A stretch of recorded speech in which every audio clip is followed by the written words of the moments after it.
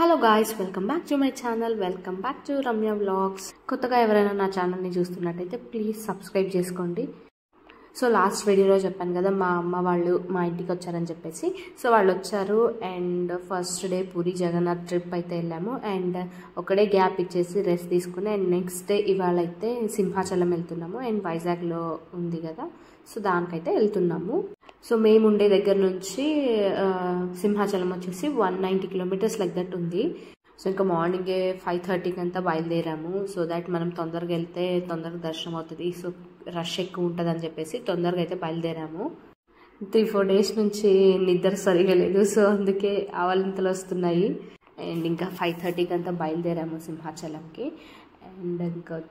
And ఇవాళ plan వచ్చేసి first Simhachalam, తర్వాత రిటర్న్లో వచ్చేటప్పుడు శ్రీకాకుళంలో శ్రీకుర్మము అండ్ అలాగే అరసవల్లి ఉందంట, అవి కూడా చూసుకున్నాం. మేము చాలాసార్లు లైక్ వైజాగ్ వెళ్ళాము కానీ మాకు ఇవి తెలీదు. అండ్ ముందు రోజు లైక్ ఎక్కడికి వెళ్దాము అనే ప్లాన్ చూసుకుంటుంటే మా హస్బెండ్ వాళ్ళ స్టూడెంట్స్ చెప్పారనమాట, ఇట్లా అరసవల్లి శ్రీకుర్మం ఉంది, చాలా బాగున్నాయి అని చెప్పేసి. సో ఇంకా అలా అనుకొని ఆ 2 ప్లాన్స్ కూడా అయితే అనుకున్నాము.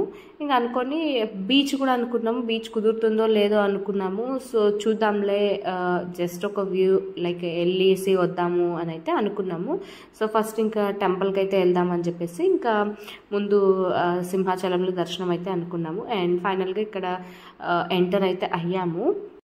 అండ్ చూడాలి రష్ ఎలా ఉంటుందో. లాస్ట్ టైం మేము వచ్చినప్పుడు అయితే అంత రష్ ఏం లేదు, ఒక లైక్ 45-50 మినిట్స్లో దర్శనం అయిపోయింది. అండ్ ఈసారి చూడాలి ఎట్లా ఉంటుందో ఏంటో.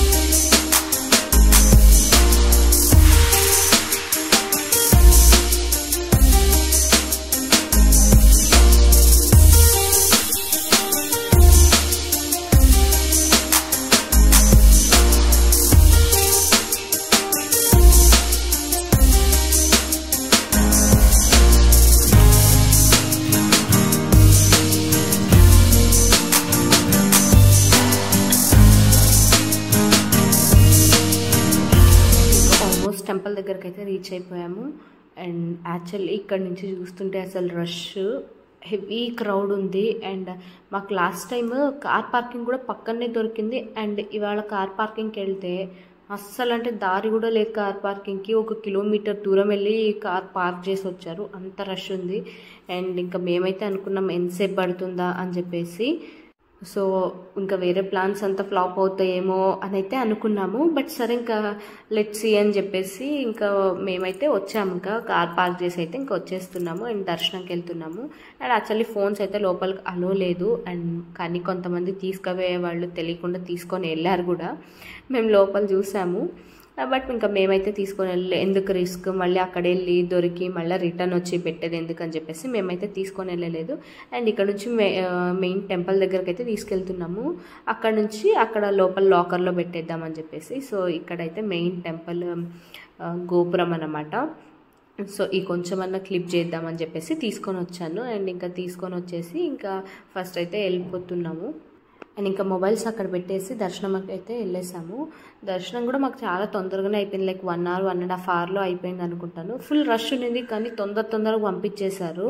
లైన్ మాత్రము ఎక్కడ ఆగకుండా లైక్ తొందరగా అయిపోయింది. అంటే ఇంకోటి ఏంటంటే మధ్యలో లైక్ 12 o'clock 11:30కి ఒక బ్రేక్ ఇస్తారంట. 11:30 to 12, మళ్ళీ ఆఫ్టర్నూన్ 1:30 to 2:30 అట్లా బ్రేక్ ఇస్తారంట. సో మేము అలా ఉండకూడదని చెప్పేసి ముందే ప్లాన్ చేసుకొని మేము తొందరగా వెళ్ళాం. లైక్ మార్నింగ్ 8:30కి అంతా అక్కడ ఉన్నాము. సో దట్ మాకు తొందరగా దర్శనం అయిపోయింది. 9:30 10కి అంతా కంప్లీట్ చేసేసుకున్నాం దర్శనము. మళ్ళీ 11:30 క్లోజ్ అని చెప్పేసి ఇంకా సరే అని ఇంకా కంప్లీట్గా దర్శనం అంతా అయిపించుకొని బయట లస్సీ కొంచెము ఐస్ క్రీమ్ అవి ఇవి తినేసి అయితే ఇంకా బయలుదేరాము.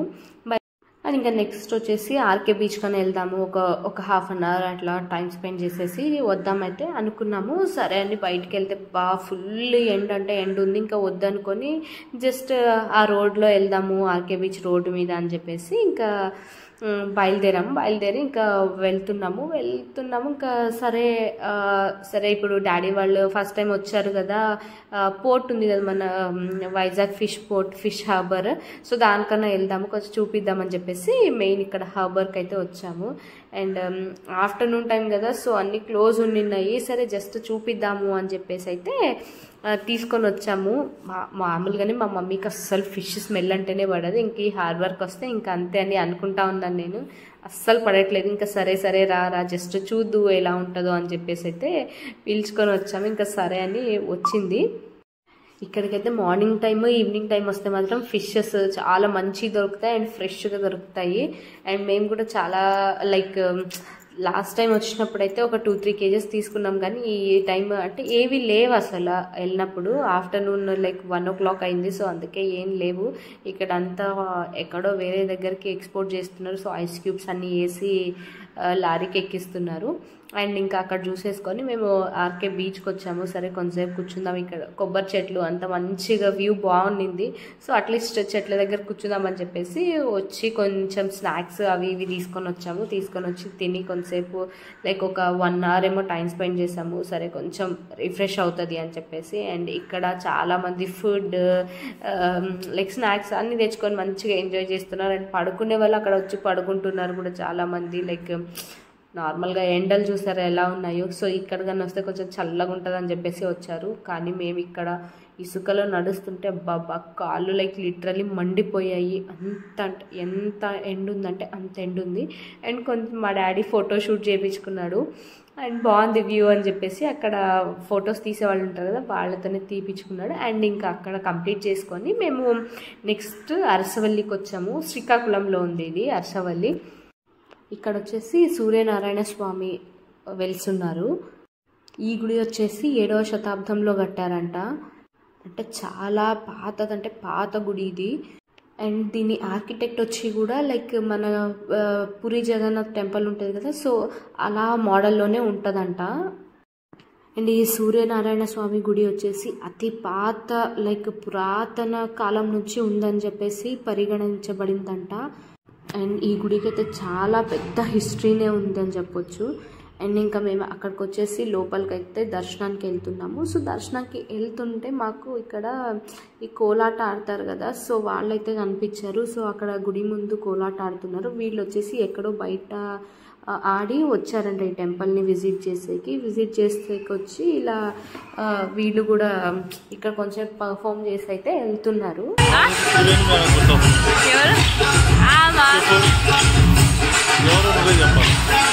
అలా ఆడుంది కదా, పూలు ముందుకున్నాయి కదా.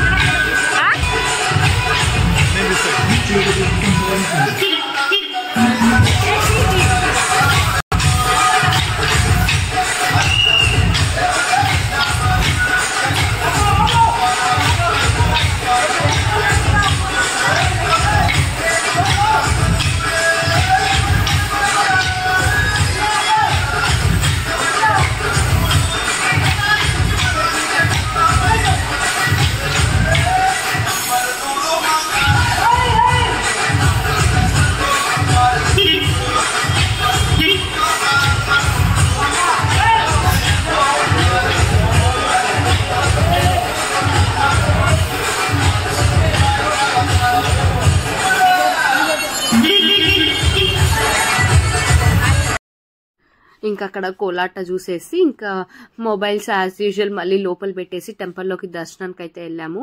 అండ్ దర్శనానికి వెళ్ళేసి బయటికి వచ్చేసాము ఇంకా. అండ్ అక్కడ నుంచి శ్రీకుర్మంకి అయితే వచ్చాము. అరసవల్లి నుంచి శ్రీకుర్మము లైక్ 20 minutes జర్నీ, అంతే ఎక్కువసేపు ఏం లేదు. అండ్ ఈ టెంపుల్ కూడా చాలా హిస్టరీనే ఉంది అని చెప్పొచ్చు. నిజంగా మాకు వింటుంటేనే లైక్ ఓ ఈ టెంపుల్స్ కూడా ఉన్నాయా ఇక్కడ అని అనిపించింది. లిటరలీ మాకు తెలియదు అసలు. లైక్ మేము 2.5-3 years నుంచి ఉన్నాం కదా ఇక్కడే, లైక్ పాతపట్నంలోనే ఉన్నాం కదా. సో మాకు ఇంత దగ్గర లైక్ 1 hour శ్రీకాకుళం అంతే, అంత దగ్గర పెట్టుకొని కూడా మాకు తెలియదు లిటరలీ. సో ఇంకా ఫైనల్గా అయితే వచ్చాము. మా డాడీ వాళ్ళ దయ వల్ల మేము కూడా చూస్తున్నాం ఇక్కడ.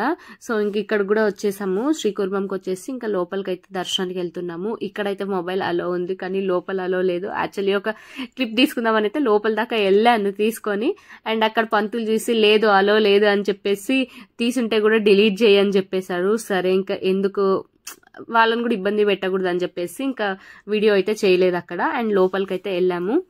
అండ్ ఏదో మేము చాలా చిన్న టెంపుల్ ఏమో అనుకున్నాము, అండ్ చాలా పెద్దది అంటే పెద్దది. అండ్ ఇక్కడ వచ్చేసి లైక్ మనకు కూర్చుండేకి చైర్స్ ఉంటాయి కదా, అవి కూడా లైక్ తాబేల్ షేప్ లోనే చేశారు.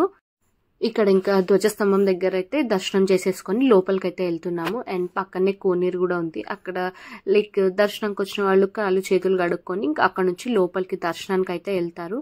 అండ్ ఇక్కడ వచ్చేసి తాబేళ్ళు అన్ని బయటే ఉన్నాయి, లైక్ ఒక డెన్ లాగా చేసి అన్ని అలానే వదిలేసారు. మామూలుగా అయితే మనము వాటర్ లో చూస్తాం కదా ఈ తాబేళ్ళన్నీ, సో అన్ని బయటే వదిలేసి ఉన్నారు. అండ్ లోపల టెంపుల్ అయితే చాలా అంటే చాలా పాతదిగా ఉంది. ఇక్కడ శ్రీ మహావిష్ణువు వచ్చేసి కూర్మ అవతారంలో పూజలు అందుకుంటారంట.